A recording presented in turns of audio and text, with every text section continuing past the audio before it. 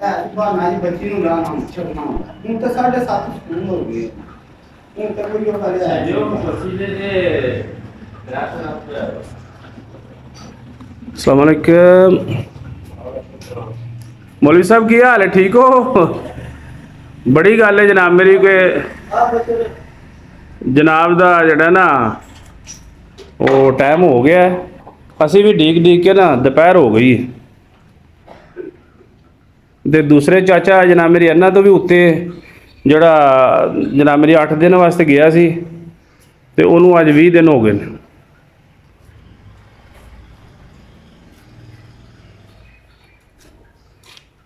लो जी, marble factory का तुहानूं असीं विजिट कराने ते कि यह मशीनरी लगी है सारी कटिंग। इत्थे जनाब मेरी कारीगर हुंदे ने, वो मशीन पॉलिश वाली है, कटिंग वाली है, पत्थर जनाब मेरी एक कोयटे तो और मुख्तलिफ जगह तो जनाब मेरी मंगवाते हैं। तो फिर इत्थे तुहाडी डिमांड के मुताबिक कि भी जोड़े जिन्ने फुट चाहिए हो, जिस कलर का चाहिए हो, जोड़ा पत्थर तुहानूं चाहिए वो तुहानूं जनाब मेरे इत्थों दे देंगे। मतलब कि उत्थों तो नहीं ना आउंदा, उत्थों तो वड्डे पीस आउंदे ने। अगों मिस्त्री या जनाब मेरी बंदे की अपनी ख्वाहिश के मुताबिक कि भी मैं जोड़ा है वो इस कलर नूं लाना है, फिर उस हिसाब नाल जोड़ा एक कट के तुहानूं दे देंगे। इत्थों यह पानी आउंदा, हुण मशीन चलाते हैं। बहरहाल दीवारां देखो कितनियां जनाब मेरी यदि वो हो जाता है पत्थर कट कट के।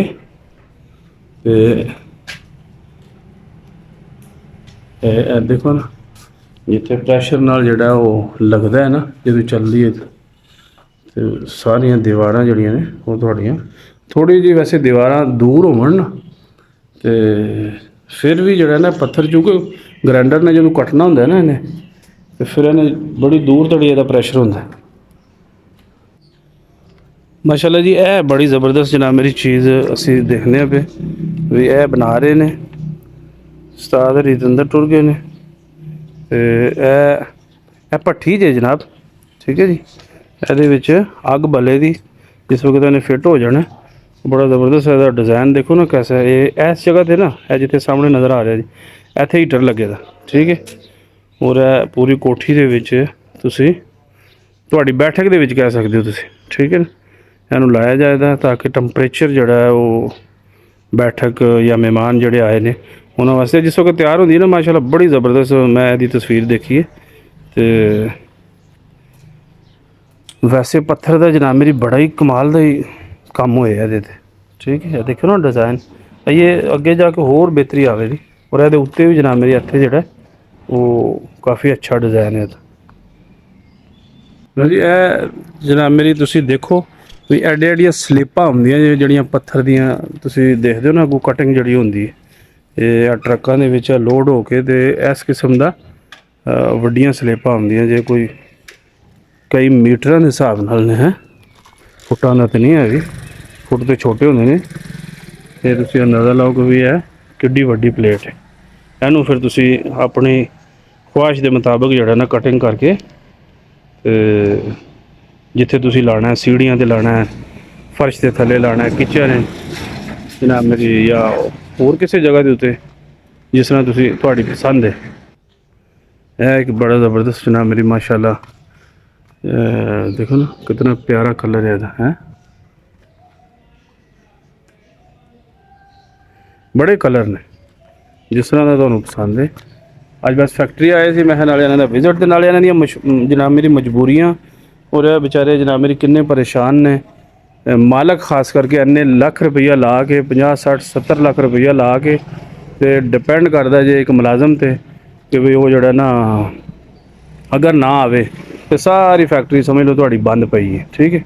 तो मैं अगे भी ये उत्ते जनाब मेरी डिस्कस की सी कि भाई तुसी इस मुल्क दे विच सब तो वड्डी बीमारी मुलाजम है, ठीक है। लेबर जी लेबर कारीगर जड़ा ना तो सही पूरा जलील कर सकता है, क्योंकि वो देखने में इंज लगता है कि इत्थे काम कोई नहीं और है नहीं कि भी ये करते ही नहीं है, ठीक है। हुण ईद तो पहलां दे गए ने तो ईद नूं भी अज जनाब मेरी 10 15 दिन हो गए ने, 10 दिन ਅਜੇ ਤੱਕ ਕੋਈ ਬੰਦਾ ਜਨਾਬ ਮੇਰੀ ਫੈਕਟਰੀ ਨਹੀਂ ਆਇਆ ਜੀ। ਛੁੱਟੀਆਂ ਤੇ ਗਏ ਨੇ ਅੱਗੋਂ ਜਨਾਬ ਮੇਰੀ ਜਾ ਕੇ ਹੋਰ ਉਹਨੂੰ ਪੈਸੇ ਮੁੱਕਣੇ ਨੇ ਤੇ ਫਿਰ ਇਹਨਾਂ ਨੇ ਆਉਣਾ ਤੇ ਉਂਝ ਇਸ ਮੁਲਕ 'ਚ ਕੰਮ ਕੋਈ ਨਹੀਂ ਹੈ। ਠੀਕ ਹੈ, ਕੱਲ ਨੂੰ ਮਸ਼ੀਨਰੀ ਦੂਸਰੀ ਆ ਜਾਂਦੀ ਹੈ ਤੇ ਫਿਰ ਕਹਿੰਦੇ ਨੇ ਉਹ ਦੇਖੋ ਜੀ ਜਨਾਬ ਮੇਰੀ ਬੰਦਿਆਂ ਵਾਸਤੇ ਕੰਮ ਖਤਮ ਹੋ ਗਏ ਨੇ, ਲੋਕਾਂ ਆਪਣੀਆਂ ਆਪਣੀਆਂ ਮਸ਼ੀਨਰੀਆਂ ਲਾ ਲਈਆਂ। ਮਸ਼ੀਨਰੀ ਤੇ ਮਜਬੂਰੀ ਬਣ ਗਈ, ਵਗਰਨਾ ਕੋਈ ਚਾਹ ਨਾਲ ਥੋੜ੍ਹੇ ਲਾਂਦਾ। ਇਹ ਹੁੰਦੀਆਂ ਨੇ ਇਹਦੀਆਂ ਜਨਾਬ ਪਾਣੀ ਵਾਲੀਆਂ। ਠੀਕ ਹੈ ਜੀ, ਇੱਥੋਂ ਫਿਰ ਪਾਣੀ ਵਾਸ਼ ਹੋ ਕੇ ਉਧਰ ਚਲਾ ਜਾਂਦਾ। ਲੋ ਜਨਾਬ ਇਹ ਨਾ ਦਫ਼ਤਰ ਅਸੀਂ ਆ ਗਿਆ ਹੁਣ। ਠੀਕ ਹੈ, ਔਰ ਜਨਾਬ ਮੇਰੀ ਇਹ ਸੈਂਪਲ ਨੇ ਕਿ ਤੁਹਾਡੀ ਜਨਾਬ ਮੇਰੀ ਜਿਸ ਤਰ੍ਹਾਂ ਦੀ ਤੁਸੀਂ ਪਸੰਦ ਕਰੋ ਤੇ ਹਰ ਕਿਸਮ ਦਾ ਜਨਾਬ ਮੇਰੀ ਪੱਥਰ ਜਿਹੜਾ ਨਾ ਦੀਵਾਰਾਂ ਤੇ ਫਿਰ ਇਹਨਾਂ ਨੇ ਸੈਂਪਲ ਦੇ ਤੌਰ ਤੇ। ਇਸ ਤੋਂ ਇਲਾਵਾ ਵੀ ਕਾਫੀ ਸਾਰਾ ਦੱਸਦੇ ਨੇ ਵੀ ਅੱਜ ਕੱਲ੍ਹ ਜਨਾਬ ਮੇਰੀ ਜ਼ਿਆਦਾ ਜਿਹੜਾ ਨਾ ਉਹ ਕਹਿ ਸਕਦੇ ਹੋ ਤੁਸੀਂ ਕਿ ਵੀ ਜਿਹੜਾ ਨਾ ਬੁੱਕਾਂ 'ਤੇ ਡਿਪੈਂਡ ਕਰਦਾ। ਦੁਨੀਆ ਦਾ ਕੋਈ ਵੀ ਕੰਮ ਹੈ ਨਾ, ਹੁਣ ਲੋਕਾਂ ਨੇ ਜਨਾਬ ਮੇਰੀ ਬੁੱਕਾਂ ਰੱਖੀਆਂ ਨੇ, ਉਹਦੇ ਵਿੱਚ ਜਿਹੜਾ ਨਾ ਉਹ ਹਰ ਕਿਸਮ ਦਾ ਡਿਜ਼ਾਇਨ ਹੈ। ਜਿਸ ਤਰ੍ਹਾਂ ਕੱਪੜੇ ਵਾਲੇ ਨਹੀਂ ਆਵੇ ਉਹ ਬੁੱਕ ਅੱਗੇ ਰੱਖਦੇ ਨੇ, ਤੁਸੀਂ ਆਪਣਾ ਨੰਬਰ ਦੱਸੋ ਕਿ ਵੀ ਇਹ ਫਲਾਣਾ ਨੰਬਰ ਸਾਨੂੰ ਚਾਹੀਦਾ, ਉਹ ਤੁਹਾਡੇ ਅੱਗੇ ਆ ਜਾਏਗਾ। ਠੀਕ ਹੈ ਜੀ, ਤੇ ਜੋ ਸਭ ਅੰਦਰ ਗਏ ਨੇ ਜ਼ਰਾ ਲੇਬਰ ਵਾਲਾ ਦਾ ਪਤਾ ਕਰਨੇ ਵਾਸਤੇ ਤੇ ਬਸ ਸਾਨੂੰ ਕਹਿ ਰਹੇ ਸੀ ਵੀ ਤੁਸੀਂ ਇੱਥੇ ਬਹੋ, ਅਸੀਂ ਜਨਾਬ ਮੇਰੀ ਆ ਜਾਂਦੇ ਹਾਂ। ਤੇ ਲੋ ਦੁਆਵਾਂ ਜੀ ਯਾਦ ਰੱਖਿਓ ਇਨਸ਼ਾਅੱਲਾ ਜਨਾਬ ਮੇਰੀ ਅਗਲੇ ਵਲੌਗ ਤੱਕ ਇਜਾਜ਼ਤ ਦਿਓ। ਦੱਸਣ ਦਾ ਮਕਸਦ ਸਿਰਫ ਇਹ ਸੀ ਕਿ ਜਨਾਬ ਮੇਰੀ ਇਸ ਮੁਲਕ ਦੇ ਵਿੱਚ ਯਕੀਨ ਕਰੋ ਕੰਮ ਬਹੁਤ ਹੈ। ਜੇ ਤੁਸੀਂ ਆਖੋ ਨਾ ਕੰਮ ਨਹੀਂ ਹੈ, ਇਹ ਝੂਠ ਹੈ। ਸਿਰਫ ਕਰਦਾ ਕੋਈ ਨਹੀਂ, ਸਭ ਜਨਾਬ ਮੇਰੀ ਟਾਈਮ ਪਾਸ ਜੇ।